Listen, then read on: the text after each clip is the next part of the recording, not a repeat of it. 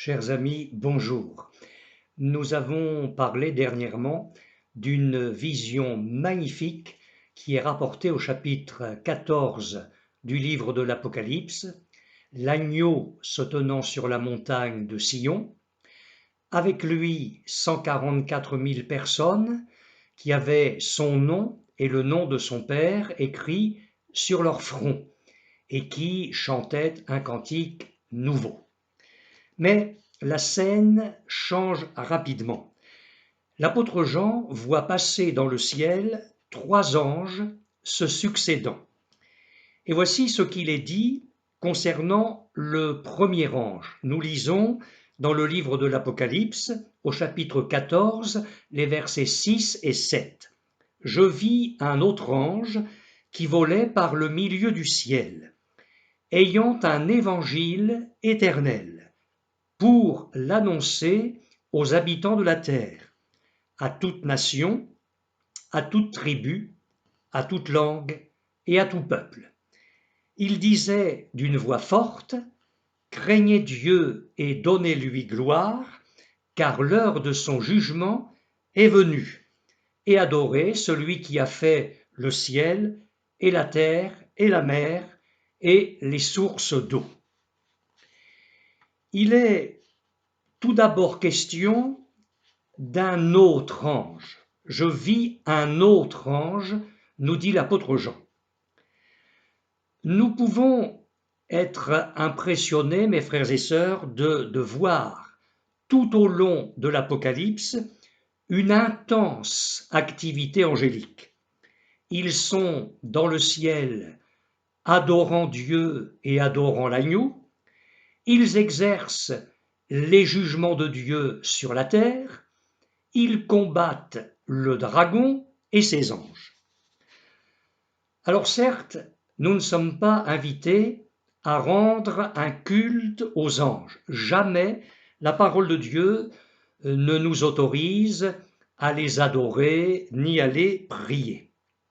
Mais nous pouvons bénir Dieu pour une glorieuse réalité qui nous est révélée dans l'épître aux Hébreux.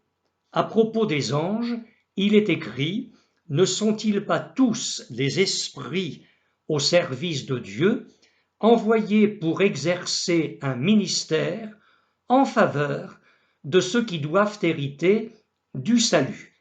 Épître aux Hébreux, chapitre 1er, verset 14.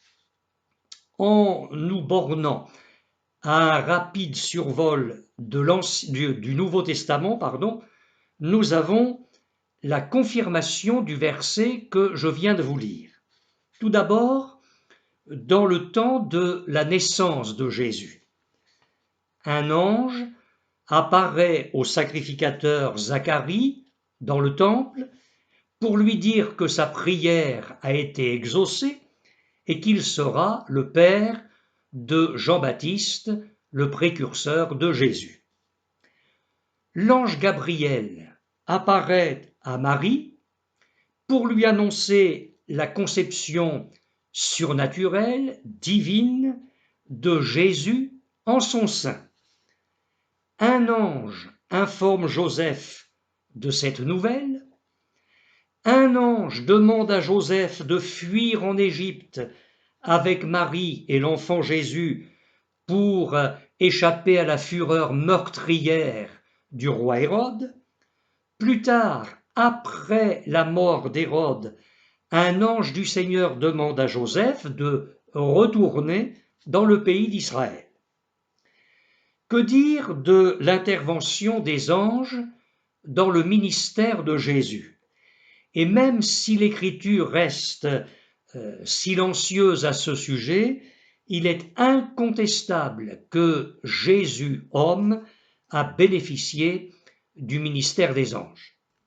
Il a déclaré à Nathanaël, « En vérité, vous verrez désormais le ciel ouvert et les anges de Dieu monter et descendre sur le Fils de l'homme. » Évangile de Jean, chapitre 1er, verset 51. Après ces 40 jours de jeûne dans le désert et après avoir été tenté à plusieurs reprises par Satan, Jésus a bénéficié du ministère des anges. Il est écrit: alors le diable le laissa, et voici des anges vinrent auprès de Jésus et le servaient. Évangile de Matthieu, chapitre 4, verset 11. Lors de son terrible combat dans la prière à Gethsémanée, un ange lui apparut du ciel pour le fortifier. Évangile de Luc, chapitre 22, verset 43. Et je pourrais encore parler de l'apparition des anges dans le temps de la résurrection de Jésus, roulant la pierre du sépulcre, proclamant aux femmes venues là que Jésus était ressuscité. Et comment ne pas mentionner le secours précieux des anges dans l'histoire de la première Église? Au moment de l'ascension de Christ, des anges annoncent aux disciples que Jésus reviendra de la même manière qu'ils l'ont vu s'en aller au ciel. Plus tard, un ange vient ouvrir pendant la nuit les portes de la prison où les apôtres y avaient été jetés. Un ange demande à l'évangéliste Philippe d'aller sur le chemin désert qui descend de Jérusalem à Gaza, Actes des Apôtres, chapitre 8, verset 26, et nous savons que l'évangéliste y rencontrera le ministre éthiopien, et que ce dernier se convertira au Seigneur et sera baptisé par l'évangéliste Philippe. Un ange apparaît au centenier Corneille pour lui demander de faire venir l'apôtre Pierre dans sa maison, l'apôtre Pierre qui lui annoncera des choses par lesquelles il pourra être sauvé. Plus tard encore, un ange délivre Pierre de la prison pendant la nuit. Un ange frappe le roi Hérode qui meurt rongé des vers. Et nous nous souvenons aussi du naufrage de l'apôtre Paul alors qu'il navigue en direction de l'Italie, un ange est venu le réconforter. Paul, ne crains point, il faut que tu comparaisses devant César, et voici Dieu t'a donné tous ceux qui naviguent avec toi. Actes des Apôtres, chapitre 27, verset 24. Alors ce survol rapide de la parole de Dieu n'a pas la prétention, bien évidemment, d'être complet. Je le répète, nous ne sommes pas appelés à rendre un culte aux anges. Mais néanmoins, il y a là un enseignement de l'Écriture destiné à fortifier notre foi. Toute cette activité des anges au service de Dieu montre que Dieu a le contrôle de tout, qu'il tient tout en main. Alors que l'apôtre Jean reçoit la révélation des événements terrifiants des temps de la fin, il assiste constamment aux interventions des anges. Ce sont eux les agents des jugements de Dieu. Mes amis, nous devons faire confiance à Dieu dans les temps les plus terribles. Apprenons à nous appuyer sur lui, à dépendre de lui. Il tient le monde entier dans ses mains. Il veille à l'accomplissement de sa parole. Il veille à la réalisation de tous ses desseins. Le monde, nous le pressentons, nous le savons par la parole de Dieu aussi, le monde avance à grands pas vers un chaos effrayant et jusqu'au retour de Jésus-Christ, qui enlèvera son Église de cette terre de misère, eh bien, jusqu'à ce moment-là, les enfants de Dieu que nous sommes devront traverser au sein de ce monde ce que Jésus a appelé dans l'Évangile le commencement des douleurs. Les temps, mes amis, vont être de plus en plus difficiles. Ne nous berçons pas d'illusions, mais regardons en haut, regardons vers notre Seigneur et Sauveur bien-aimé. Il saura multiplier sa grâce envers les siens, envers chacun d'entre nous, et ce, jour après jour. Certains drames, à l'heure actuelle, dans le monde ou plus proche de nous, échappent, c'est vrai, à notre compréhension. Nous n'avons pas les réponses à toutes les souffrances, pour ne pas dire plus, que les chrétiens endurent et endureront dans les temps à venir. Mais l'essentiel est, pour chacun de nous, de franchir la ligne d'arrivée en vainqueur et de ne flancher à aucun moment. Prions donc, comme nous l'a demandé Jésus, prions donc pour avoir la force d'échapper à toutes ces choses qui arriveront. Prions pour être capables d'endurer, de persévérer jusqu'à la fin pour être sauvés. Et sur le plan personnel, à l'heure où vous m'écoutez, dans votre vie, dans les jours difficiles que vous êtes en train de traverser, dans le domaine de votre santé peut-être, dans une situation matérielle et financière très précaire, ou quoi que ce soit d'autre, apprenez à vous reposer sur la toute-puissance de votre Dieu. Apprenez à vous reposer sur sa souveraineté. Dépendez de lui dans la simplicité de la foi. Dites, comme l'homme de Dieu autrefois, mes destinées sont dans ta main. Arrêtons-nous encore sur un fait. Nous savons que Dieu a parlé de diverses manières. La Bible dit, après avoir autrefois, à plusieurs reprises et de plusieurs manières, parlé à nos pères par les prophètes, Dieu, dans ces derniers temps, nous a parlé par le Fils, qu'il a établi héritier de toutes choses et par lequel il a aussi créé le monde. Épître aux Hébreux, chapitre 1er, les versets 1 et 2. Nous savons aussi qu'autrefois, l'Éternel a souvent parlé par des anges. Par exemple, nous lisons dans le livre de la Genèse, le verset que je vous cite maintenant, « Les deux anges arrivèrent à Sodome sur le soir, et Lot était assis à la porte de Sodome. Quand Lot les vit, il se leva pour aller au-devant d'eux, et se prosterna la face contre terre.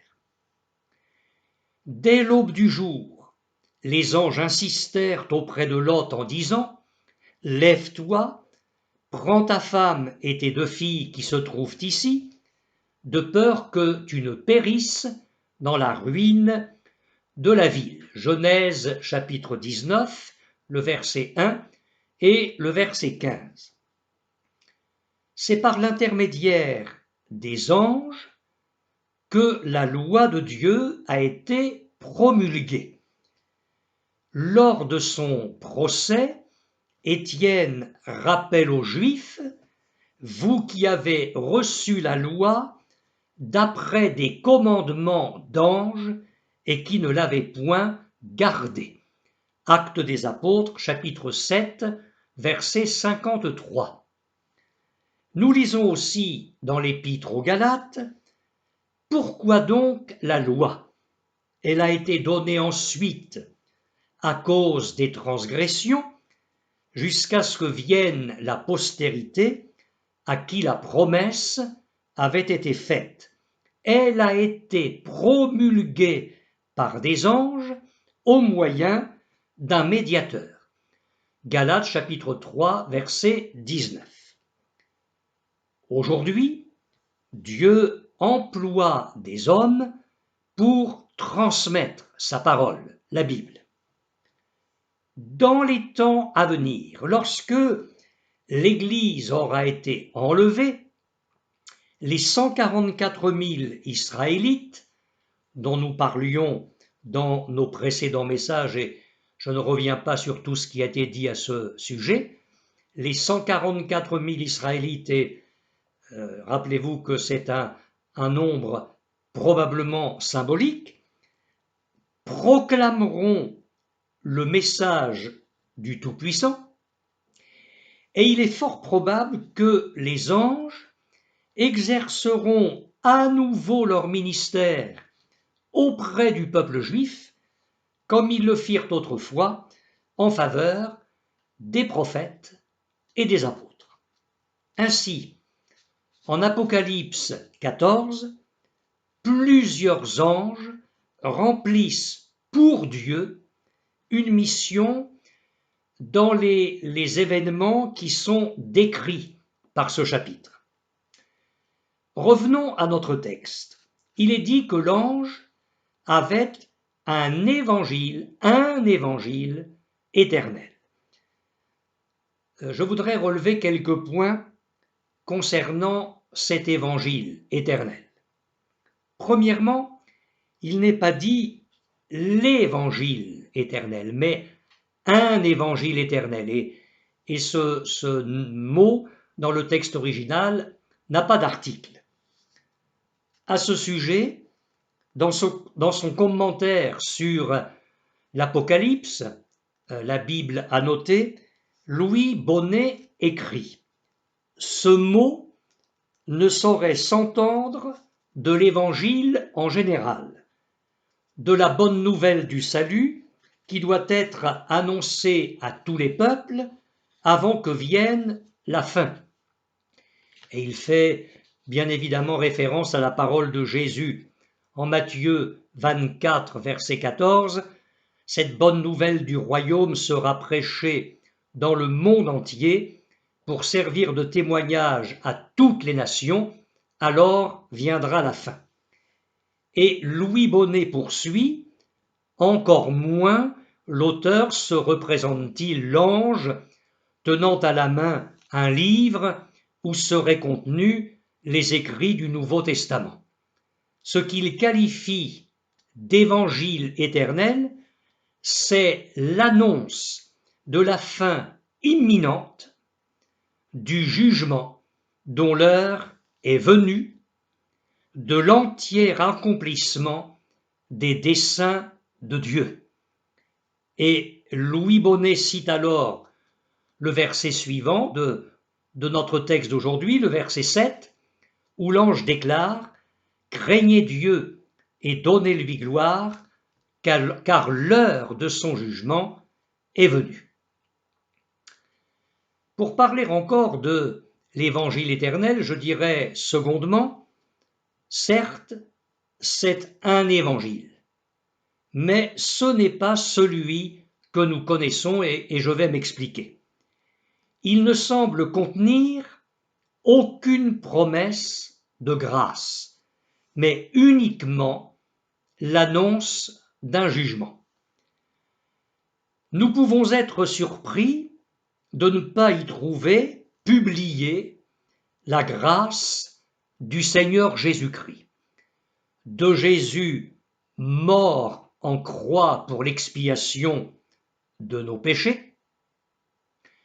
Par cette grâce seule, on peut craindre Dieu et lui rendre gloire, l'adorer, en reconnaissant en lui le véritable Créateur.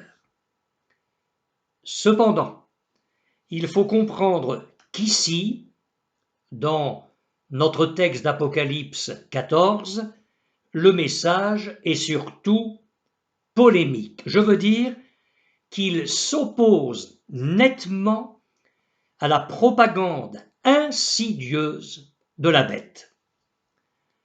On peut alors s'étonner du terme évangile appliqué à un tel message quand on se souvient que le mot évangile veut dire bonne nouvelle. Loin d'être une bonne nouvelle, n'est-ce pas, au contraire, une terrible nouvelle? Alors je dis oui, certainement pour les rebelles et les impénitents, mais c'est une bonne nouvelle pour tous ceux et toutes celles qui attendent depuis si longtemps la fin du règne de Satan et l'avènement du Fils de Dieu. Souvenons-nous de ce que Paul a écrit dans son épître aux Romains. Aussi, la création attend-elle avec un ardent désir la révélation des fils de Dieu. Chapitre 8, verset 19. Oui, nous croyons que toutes les créatures soupirent après ce grand jour, d'une manière plus ou moins claire selon leur degré de connaissance, mais on peut dire que le monde entier et tout ce qu'il renferme aspire à être affranchi de ce que la parole de Dieu appelle la servitude de la corruption. Romains chapitre 8, verset 21. Cette annonce par l'ange d'un évangile éternel peut être considérée comme une bonne nouvelle, parce que, précise encore Louis Bonnet dans son commentaire, l'heure du jugement sera pour les élus l'heure de la délivrance. Fin de citation. Remarquons que ce message de jugement est accompagné d'un appel suprême adressé à tous les êtres humains à donner gloire à Dieu. À l'heure où les sujets de l'Antichrist lanceront leur blasphème à la face du ciel et lèveront la main contre Dieu, l'ange annoncera avec puissance l'éclatante manifestation de la gloire divine sur la terre. Dans sa seconde lettre aux Thessaloniciens, l'apôtre Paul écrit ce qui suit. « Nous nous glorifions de vous dans les églises de Dieu, à cause de votre persévérance et de votre foi, au milieu de toutes vos persécutions et des tribulations que vous avez à supporter. C'est une preuve du juste jugement de Dieu pour que vous soyez jugés dignes du royaume de Dieu pour lequel vous souffrez.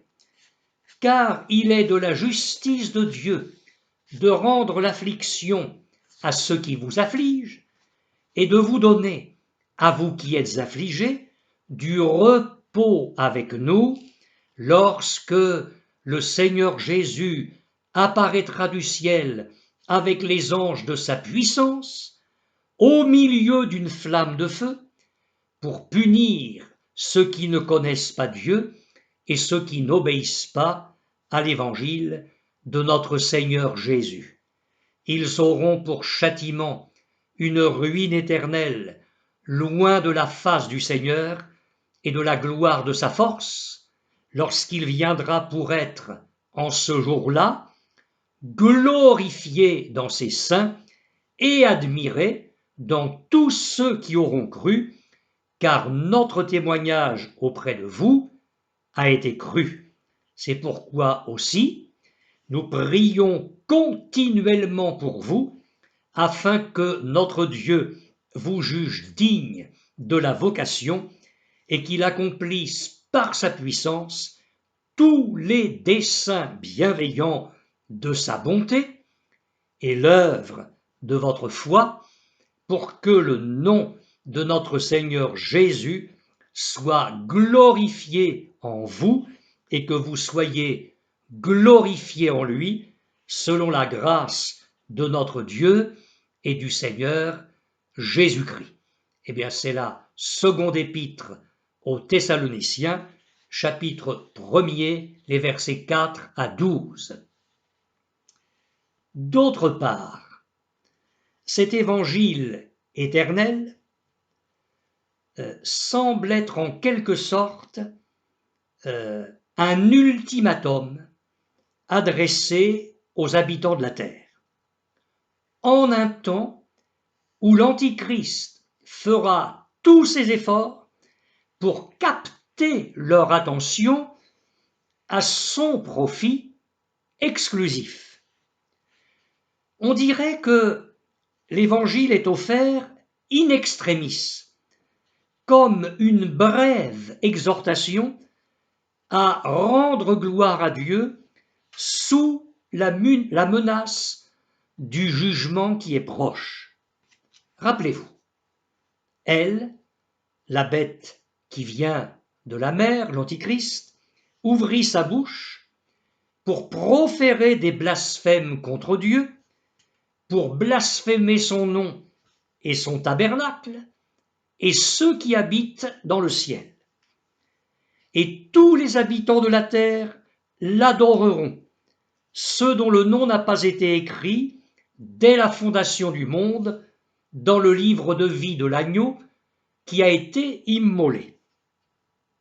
Elle, la bête qui monte de la terre, donc le faux prophète, faisait que la terre et ses habitants adoraient la première bête, dont la blessure mortelle avait été guérie.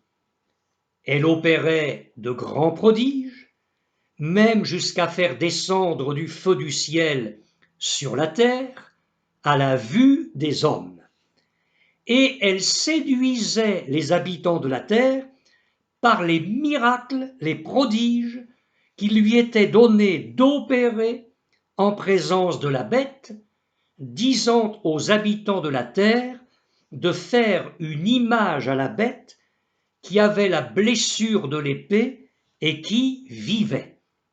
Et il lui fut donné d'animer l'image de la bête, afin que l'image de la bête parle et qu'elle fasse que tous ceux qui n'adoreraient pas l'image de la bête soient tués. Et elle fit que tous, petits et grands, riches et pauvres, libres et esclaves, reçoivent une marque sur leur main droite ou sur leur front, et que personne ne puisse acheter ni vendre sans avoir la marque, le nom de la bête ou le nombre de son nom.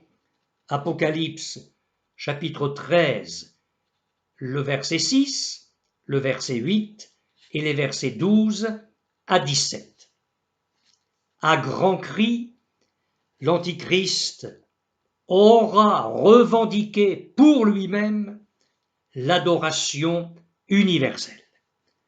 Il aura fait croire qu'il détenait tout pouvoir, qu'il renouvellerait la face de la terre et ferait en quelque sorte jaillir des sources d'eau vive dans le désert. Eh bien, l'ange proclame ici que Dieu seul est adorable et que l'heure des règlements de compte sonne. La grâce consiste justement en ce que les hommes sont appelés à l'adoration du Dieu unique et par là à échapper à la condamnation universelle.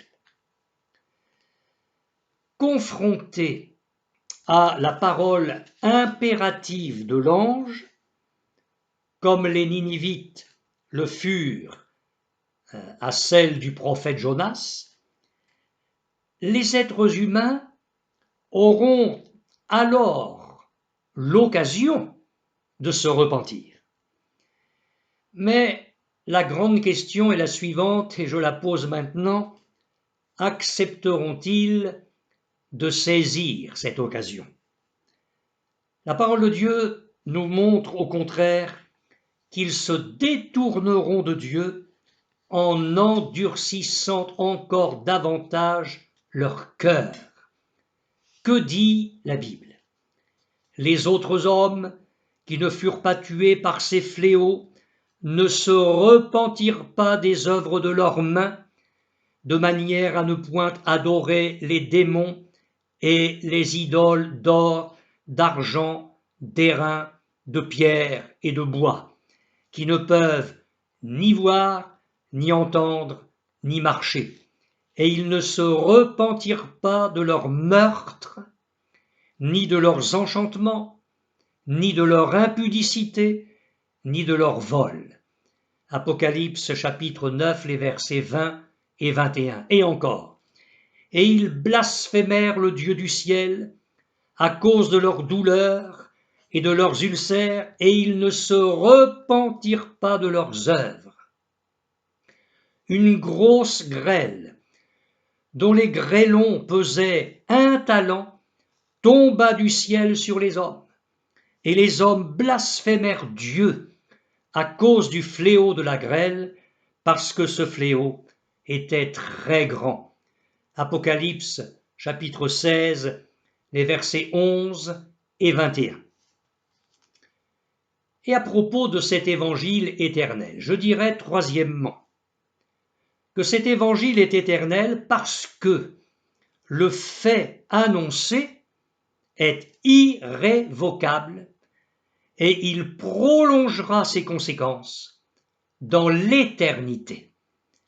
L'évangile du royaume de Dieu ne concernera plus seulement les 1000 ans du règne messianique, du règne de Jésus sur la terre, mais au-delà, il s'assimilera à l'évangile éternel, puisque le règne de Christ sur la nouvelle terre durera au siècle des siècles.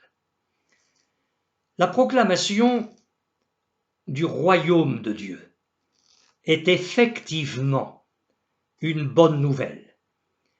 Mais je dirais qu'elle est une bonne nouvelle plus précisément pour ceux qui appartiennent à Christ.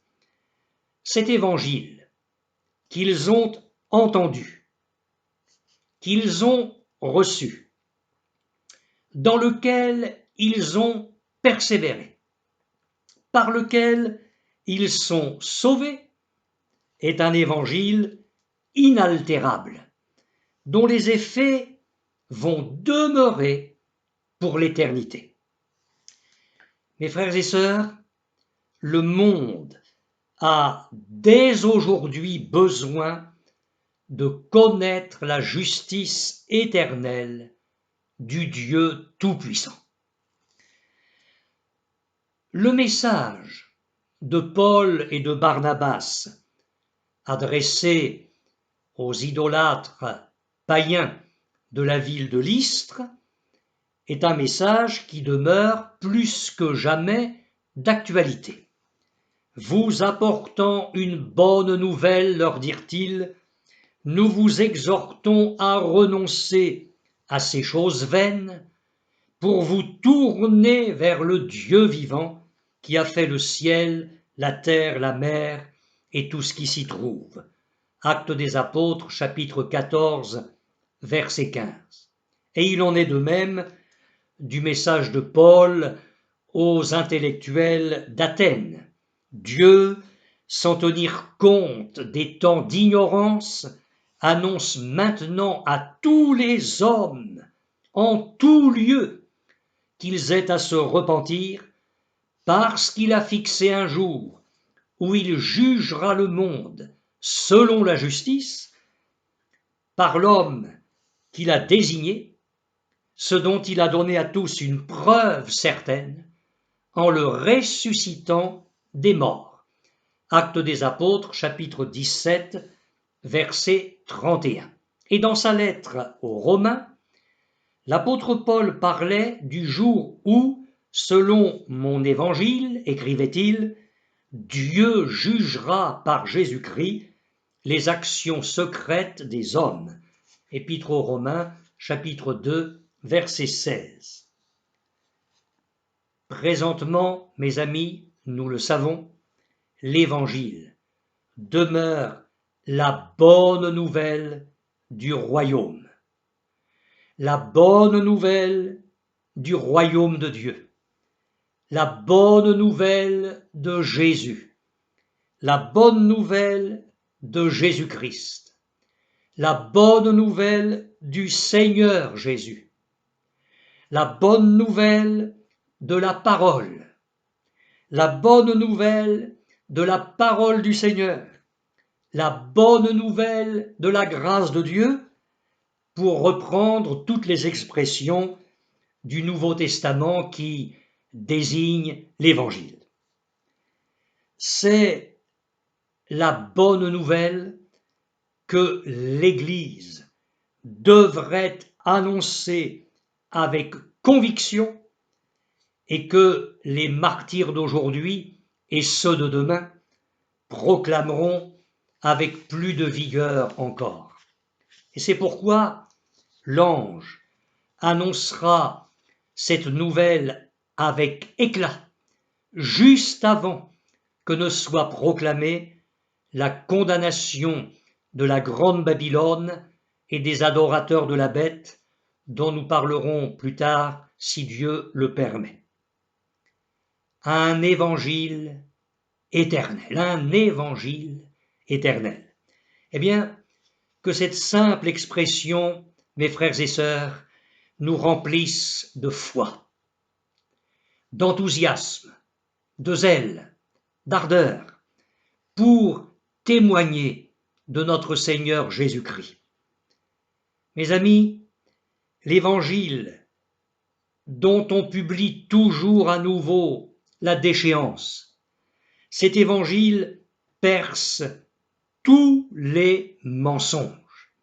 La Bible, qu'on essaie de brûler et d'interdire, et surtout de noyer dans toutes sortes d'explications perverties, eh bien, cette Bible est toujours là, en dépit de tout.